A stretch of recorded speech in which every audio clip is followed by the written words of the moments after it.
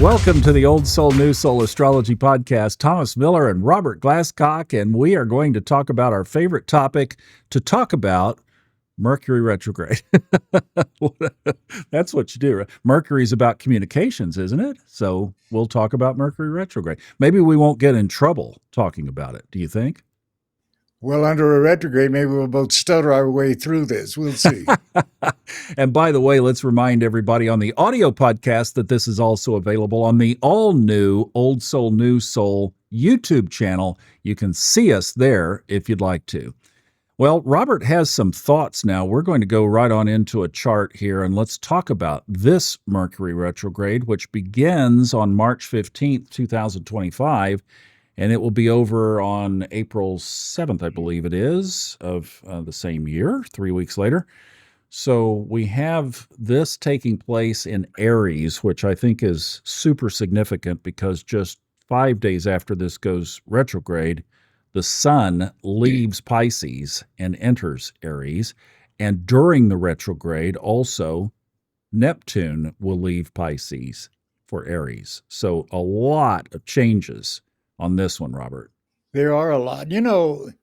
One of the things I'd like to just kind of preface all of this, Thomas, there are basically two attitudes about astrology. One is, what's going to happen to me? And the other one is, what can I do with this when you look at a chart? One of those approaches is passive and codependent. What's going to happen to me? Like you're some blank slate that life is being written on and you have nothing to do with whether you fail or succeed in life. The other approach, what can I do with what's going on in my chart? That attitude is proactive and self-fulfilling. And that's the real reason, I think, for studying astrology, to make the chart, the natal chart, the transits, make it conscious. Because once you have conscious awareness of what your natal chart means, both positive and negative, then the horoscope doesn't have any unconscious power over you. And you consciously now are better and better and better able to control how you react to things like transits and solar arcs. So, based on this little preface to all this, Thomas, what do you think about these two different attitudes toward working with astrology and integrating it into your life? We've We never mentioned. talked about this, by the way. Well, that's true, but it makes me think of the Yogananda quote, right? He's, Yogananda, who was incredibly powerful. The man could move mountains and he was a practicing astrologer in his work as well, trained in India. And he said, you give me the worst time to start something, but I'm going to jump track and I'm going to get over into the conscious intention side, knowing what the chart says, okay, but I'm going to create what's in front of me. And I think that's incredibly powerful. Now, not everybody can do that. And Yogananda was indeed a master of doing that. But as long as you have a practice, I think, of conscious awareness and like following intuition, which I like to do, you are conscious of the chart, as you said, and you create your life in front of you consciously, knowing exactly what the chart is telling you, what the implications are. That's how I look at it. Well, good. That's pretty much how I feel about it. So, this retrograde Mercury basically gets us back into any word beginning with re, like retrograde. So, a Mercury retrograde period is a great time to revise, refine, renew, revisit, readjust, repair, renegotiate, return, restore, reconsider, replenish, restock. So you get the idea of any re-word under Mercury retrograde. And all these re-words apply particularly this time in both personal and or professional joint ventures and partnerships, because look at this chart. The retrograde Mercury is in Aries. That's you. That's your persona, your individuality. What's opposite it? The moon in the seventh of other people, in the sign of partnerships, both romantic and business. So that's something else to consider. And something else going along with this. This retrograde also throws a lot of focus on the way that you look and feel as factors in how other people interact with you, and even with your success or failure at what you're trying to do here. So, under this retrograde Mercury, pay attention to your wardrobe, how you dress, and dress appropriately for whatever the situation is. Pay attention to how you groom yourself, hair and makeup, if you're a woman, and even your personality and how you come across. Because under this, you don't want to come across too strong, which Aries can sometimes do, and you don't want to come across too passively either.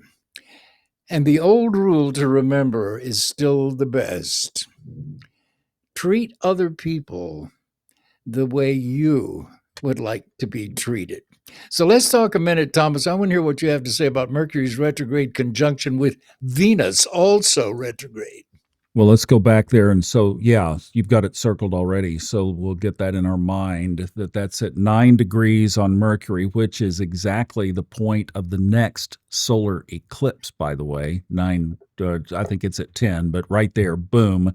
So here we have these two very powerful personal planets in retrograde in Aries. And my thought on it, it's like I said on the Fun Astrology podcast, I said I have all these major decisions going on in my life right now.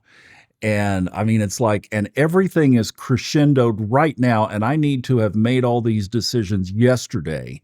And here, the astrology for the last month has not looked good for it. I've stayed away from the thing that I know you don't follow it, but I kind of like it. You know, there's a little lineage up your line of Linda Goodman and Grant Louie and Carl Payne Toby to this thing called the moon wobble, which is basically the orb of when the sun and the north node of the moon meet. So that's been going on for the last couple of weeks. Now we have Mercury in retrograde, Venus in retrograde, and I'm supposed to make all these decisions.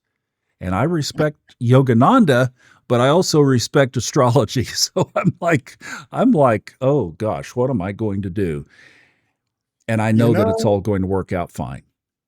Something else also occurs to me, Thomas, speaking of re-words that you're going through, and that would be relocation. Ooh. Does that give me a whole blank check over all of this? I don't know about a blank check, but the momentum is right there. Well, I need it. Well, I mean, let's think about that. Okay, so think about things like listing a house or not listing a house now, making a decision on it, not. Are you saying that all of that stuff that I'm facing, which is under the umbrella of relocating, possibly, but I mean, would it cover all of that under Yes, sir. permission granted? You raise a really good point, because 9 out of 10 astrologers who are new anyways, oh, Mercury's retrograde, I don't want to list the house. I don't want to sign any papers. No, don't sign a contract. Right. Quite the opposite. Your whole umbrella, as you just said, is I'm relocating. And as stressful as that always is, even when it's a good move, it's still stressful. And selling a piece of property and all of that. This is absolutely the time to show the house, sell the property, and in fact, you might expect to sell the property as early as when Mercury goes direct, which is when, in April? From your mouth and this microphone up to the heavens.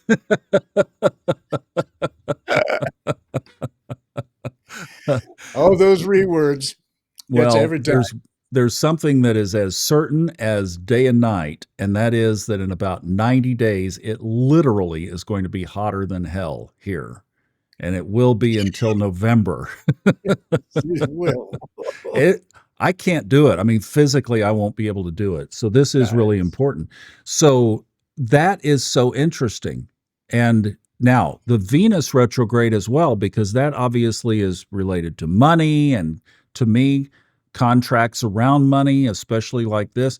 It just seems to me that if I were to do this right now, I'd be driving a train into a tunnel that has this light coming around the corner of a great big train, you know? And I'm like, oh God, don't do it, Thomas. Don't do it. That's what I've been concerned about. Let me point out something else that you're going to like. If you look at these degrees of Mercury and Venus, they're on the verge of moving into the Leo decanate of Aries. Mm-hmm. What is that decanate rule? It's a very happy decanate. Well, but the And, retrograde and is going to keep them from entering it for a while.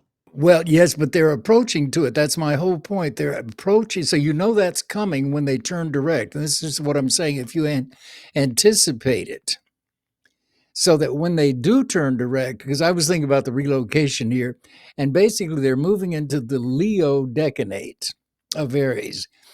If you put Aries on the first cusp, Thomas, Leo is the natural fifth house sign. The fifth house is the second of money through property, through the home. Do you see what I mean? Yeah. So when Let's they, draw that out so people can follow what we're talking about. So well, here's what okay, he's talking about. there's That's the property itself, the fourth house. and And then then what there's he's saying money through it. like that. Profit or loss through the fourth house. So when Venus and Mercury finally do turn direct and come back to where they are right now and move into 10 degrees, that is very likely, Thomas, to be the period where you sell this house. Wow. Mainly because you are specifically involved in such a transaction. But for anybody who's not selling a house, it's also great to know because that Leo decanate of Aries is a very loving and creative degree that really restores cooperation and strengthens teamwork of all kinds, both romantic and professional, and joint ventures and so on. So those kinds of ties are going to grow stronger for having survived challenges in the past. It's also a reminder that two are definitely better than one when it comes to shaping a brighter future. So that's something else to keep in mind with these retrogrades of Venus and Mercury together. Okay, let's further elaborate on this. So these are going to retrograde back this way a little bit, and then they're going to turn around, come back to where they were when they were at this point. Now we have, let me get my squiggle out of the way there. We have a 25-degree, 9-minute ascendant. So in the equal house system, they're going to come back. That puts Mercury really, I mean, not that far. 9 to 25 with Mercury is only like a week or week and a half from hitting the cusp of the second house. Is that what you were looking at when you said that maybe it could sell at that point? Not really. I'm thinking because you can look two ways. These charts that we're looking at are set for Greenwich, England, because they apply to the world. But just in terms of astrology basics, Aries is the first house on the natural wheel. So Leo is the fifth house in the natural wheel. So you know that when Mercury and Venus get back to where they are now, where they're turning retrograde, they get back, they return to 9 degrees and finally 10 degrees of Aries. And the minute they do, they're now in the Leo decanate of Aries. Mm-hmm. And that's this creative, romantic, loving, and fortunate decanate. And in your case, Leo is the second house in the natural wheel from Cancer, the fourth house of home and property. Hmm. So it wouldn't surprise me. For example, in anybody's chart, including yours right now with Mercury and Venus in Aries retrograde opposite the moon in Libra, that very much coincides to what you're doing. You've got your, are about to put your house on the market and list it and start showing it and going through all of that in anticipation of selling it and finding a buyer. So that's very much first, seventh, and fourth, 10th because of the property involved. But it's a legal process. So when Mercury and Venus finally get back to the Leo decanate of Aries, that's very likely to be where the sale of this property is realized for you. And for other people, that can apply to the realization of their own partnerships in business or creative partnerships or even love and marriage, and those kinds of partnerships, including having a baby. It's Leo. Wow. So younger partners and even those who are not married or are not expecting children can be having a figurative baby through a creative project of some kind. So this is the way to think about these things. What can I do with this? This is amazing. So you just took, the ultimate slow down, tap the brakes, don't do anything for the next 6 weeks of your life until these two planets get back direct and get back where they were and out of the shadow period, all that stuff that we talk about. And you just kind of chunked it out the window because of what's going on and because of that alignment. That's amazing. I just like to encourage people to think for themselves. You can quote books, and for certain things, it's absolutely true. Don't sign certain documents or take new jobs under Mercury retrograde. On the other hand, I've heard a lot of people, oh, I don't want to go there. I don't want to have this surgery, not under Mercury retrograde. Are you kidding? It's a great time to have surgery. It's a reword, it's repair. You would Mm, repair a car under Mercury retrograde. So repair the body under Mercury retrograde. So it's this kind of shallow, passive understanding of astrology, I think, that gets a lot of people into trouble. man, that's But if you amazing. think it through, oh, good, you're looking at something there. Let's talk about these hombres. Let's do you first, since you're the one doing the circling.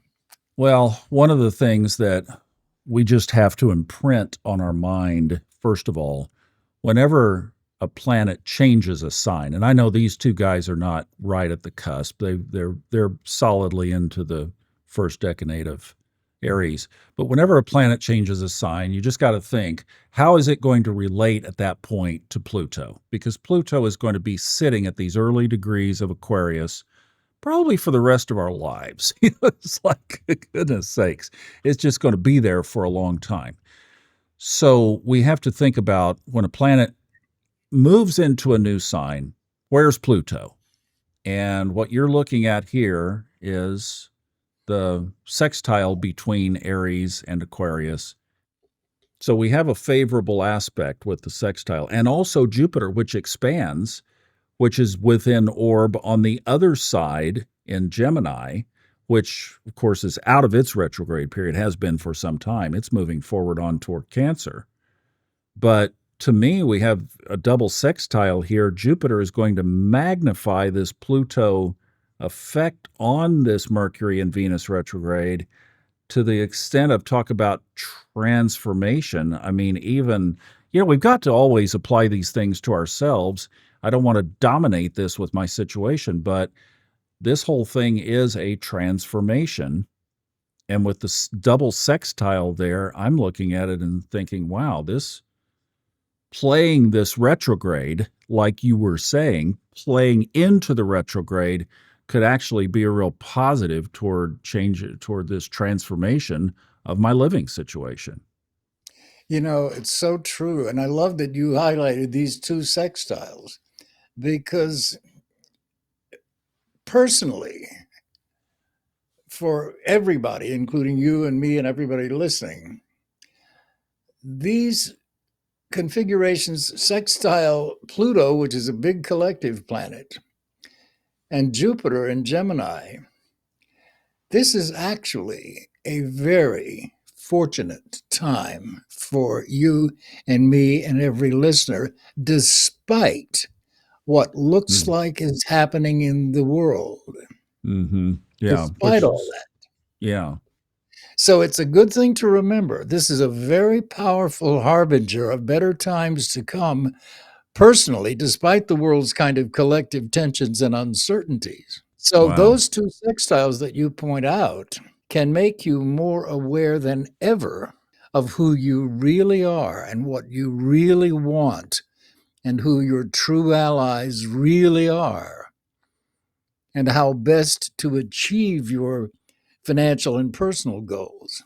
So, those two sextiles, because we're astrologers, those of us practicing it and listening to it, these two aspects, these sextiles that you just pointed out, suggest to everybody let everybody else get tied up in knots over these collective fears and worries that they can't do anything about, and stick to forging your own path and listening to your gut level instincts about people and situations, because those are uncanny now.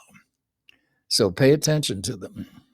This is really interesting because you set this chart for, I can't get quite over there with my cursor, a little boxed in on space there on that side of the screen, but you put this to Greenwich, England, 12 p.m., March 15th. And you talking about this, whoops, I just erased what I wanted to feature. You talk, we can fix that. You're talking about this because this is in the 11th house of the collective. And are we not, one way or another, for hook or crook, good or bad, however it's going to work out, there is a lot of angst right now because collectively we are under this transformation. But what you're saying, as we're studying this chart and having this consultation, if you will, about Mercury retrograde and Venus retrograde, that at the end of the day, that part of fortune, that rabbit's foot in your pocket from the universe, that it's going to be okay, God has your back kind of thing, highest source, highest power, the universe, God, whatever you want to call it, has your back. What you're saying is that that is all in the collective area. Yes, and I want to reiterate what we started out this session with. There are two kinds of people. Those Mm, that say, "What's going to happen to me?"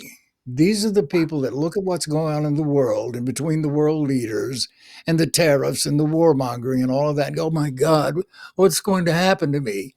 And there are hmm other people that look at horoscopes and astrology and say, "What can I do with this?" hmm And what you just pointed out here with those sextiles from this Venus Mercury retrograde conjunction, sextiling Pluto and sextiling Jupiter, suddenly tells you a whole different story if you are attuned as an astrologer to what those things mean. And Venus is your values, and Mercury is your thoughts, hmm mind and matter and values. They're sextile Pluto, they're sextile Jupiter. Very positive aspect. There's another area in this configuration, too, that we should probably talk about, and that's health and employment. This happens to be a terrific period for solving any issues related to health or employment. So get a checkup. hmm Great time to do that. Follow doctor's orders. Eliminate negative habits and time wasting pursuits. And I'll tell you, a lot right now of health related things, a lot depends on diet and exercise. Frankly, those are the biggest controllable culprits right now in terms of health. So things like sugar, alcohol, drug dependencies, lack of exercise, all of those can even contribute to symptoms like anxiety or depression, or to joint and digestive problems, or to inflammations and so on. So, yes, you seek professional help if you need it, of course you do, or you join a support group. But a lot of healing now comes down to self discipline, as much as everybody hates hearing that.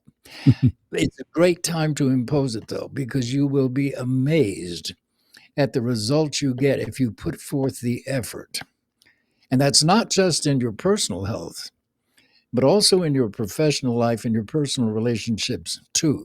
Now, let's tackle this one because typically this is the health house. Where are you getting health related to this retrograde? Well, the retrogrades themselves, especially when they're opposite the moon, the tension implied in the opposition from the moon rules health in astrology, and a lot of people don't know this either. The sun rules vitality. But the moon rules health. So there are people who can live to be 105 and they are sick every day of their lives. And there are people that are never sick and drop dead at 42. Hmm. So longevity has nothing to do with vitality, actually. It has to do, so health in astrology is ruled by the moon, among other things. Of course, Mercury does too, because Mercury rules Virgo and so on. But people forget this about the moon. And the moon absolutely rules habits and it rules the unconscious factors. So when you've got this stress between Venus, which is sugar, overindulgence, lack of exercise, lethargy, laziness, and so on, and Mercury, which by its association with Virgo is also connected with the health, this retrograde period is opposite the moon.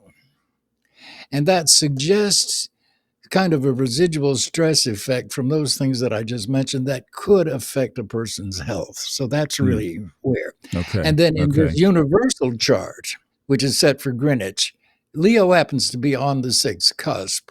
And we know, because we've talked about this, that Venus and Mercury, when they turn direct, are ultimately about to go into the Leo decanate of Aries. So there's those aspects. But primarily, it's from that opposition that you read health and All diet. right. Okay. I wanted to throw another thing in here, and I also want to come back to that opposition, but let me throw this in back to the sextiles. It seems to me this business that you and I are in, which is the business of communication, third house and Mercury, to the collective about astrology is all in a very favorable position right here. You betcha. And good for pointing that out because this configuration, as you just said, absolutely directly impacts people involved in all of the communications field because this is Jupiter in Gemini. Mm-hmm. So for people like Yeah. us, yeah, it's a very important aspect and it's very favorable. All right, and let's talk about putting feet to that because we're in Aries, so we have to be in action. We have to be thinking action here. So during this retrograde period, for guys like us, now we've just moved into this new YouTube channel here, the Old Soul New Soul channel. We're going to put the audio podcast when all we have is audio. We're going to put that on Fun Astrology and the audio podcasts, of course. And then when we do videos, all the new videos are going to go on just the Old Soul New Soul podcast channel on YouTube. So there was that launch, which we got started before the retrograde. But what would people who are doing what we're doing, a lot of people out there establishing platforms, putting their message out into the online world, what would they do during this retrograde period to take advantage of that, what we were just showing? The same thing you and I are doing, revising, refining, and so on. That's what we're doing here. The other thing that's really key with this particular retrograde, you take the initiative. This is happening in Aries, and it stresses the importance of you showing the initiative instead of waiting for other people to come to you or to point you in the right direction. Not going to happen. You show the initiative, it's on your side. So there are, for most of us, some unfinished projects and ideas that need to be completed in the coming weeks if they are going to succeed in the way that you hope they will. And so becomes a really wonderful period for people to seriously think about turning a hobby or an intense creative interest into a vocation. And also for people who are interested in bettering the community by getting involved with nonprofits or children's education and welfare or animal rights or the environment, these kinds of collective improvement involvements. Terrific time for that. And then also for other people, because of the Jupiter participation in this, the sextile, this can mean taking classes or courses of some kind, or even going back to school and getting a degree or a diploma or a certificate or a license of some kind in order to achieve some kind of significant career boost. And a final thing, too, that I wanted to point out, there may be an upcoming trip that can not only be enjoyable, but that might also involve an opportunity to expand your occupational goals. You just had one, Thomas. You explored a new place that you were considering relocating. Another reword here. Right. But this idea of for everybody in these coming weeks, there may be a significant trip that in not only expands your horizons geographically, but can actually open doors career wise for you. Hmm. So contacts at a distance can be important here too. Interesting. Wow. Hey, let me throw one other thing in here. We had a listener question that we can't take all of it because it was a lot about a particular chart. But the bottom line of the question, and it's right here in this chart that we've been looking at, it's right here. Her question was, what about when the nodes are in the first seventh axis? And that's exactly what we have here. In the seventh house, we have the south node, and in the first house, we have the north node.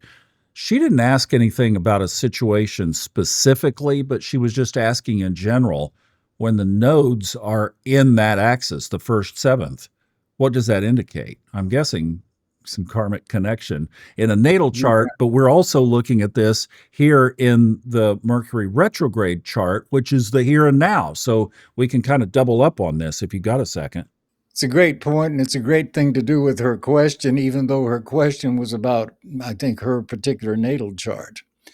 But in this chart, this applies to everybody because this is a retrograde, but we're headed into eclipse too, the lunar and solar, and so on. We've just had the lunar, uh, and eclipse points always occur with the nodes, and the nodes basically rule associations with either individuals or groups, and particularly karmic associations. There's an old rule of thumb in your natal chart.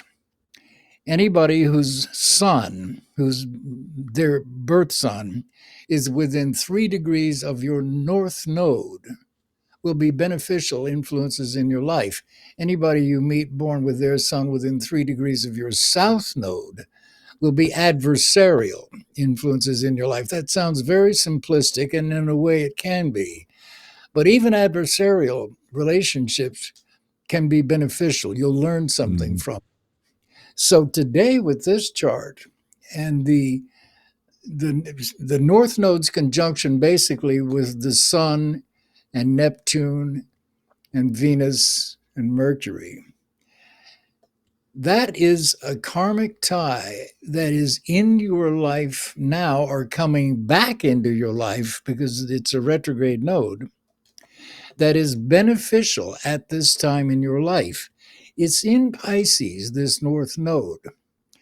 And sometimes it can be associations in your past that you reconnect with through dreams or Hmm. through daydreams and psychic conscious. You find yourself thinking about a past love or a past friend or a past employer that was beneficial to you. And there are reasons for reconnecting, either internally and figuratively, or sometimes externally and literally with those people. But it can show that karmic associations are on your side during Hmm. this period. Wow. Whereas the South Node is in the seventh, and the seventh not only rules partnerships, as in marriage, it rules open enemies as well. And the South Node there can show karmic ties that are working against you and in a particular way.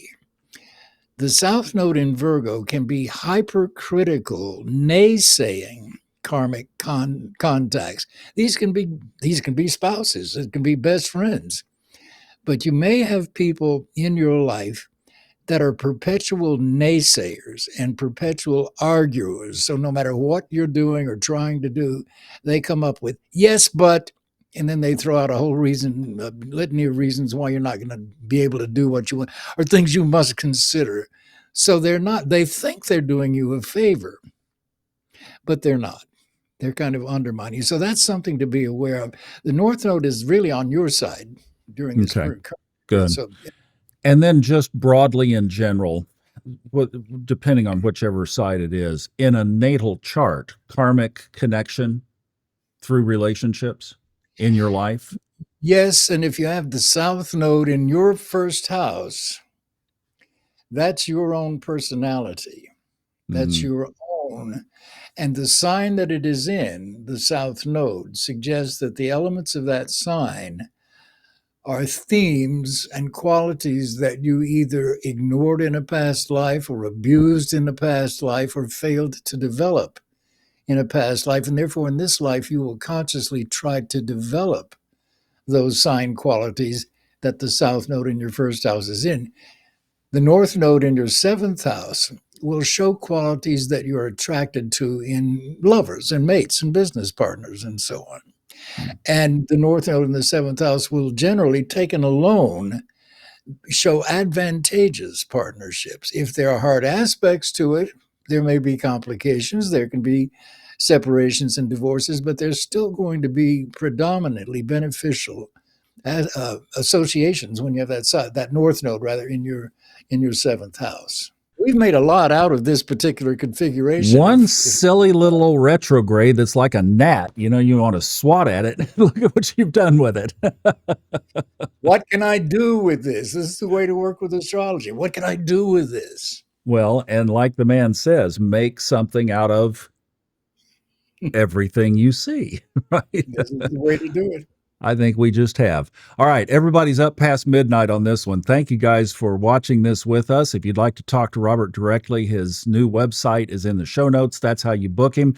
And we'll see you on the next Old Soul, New Soul Astrology audio and video podcasts.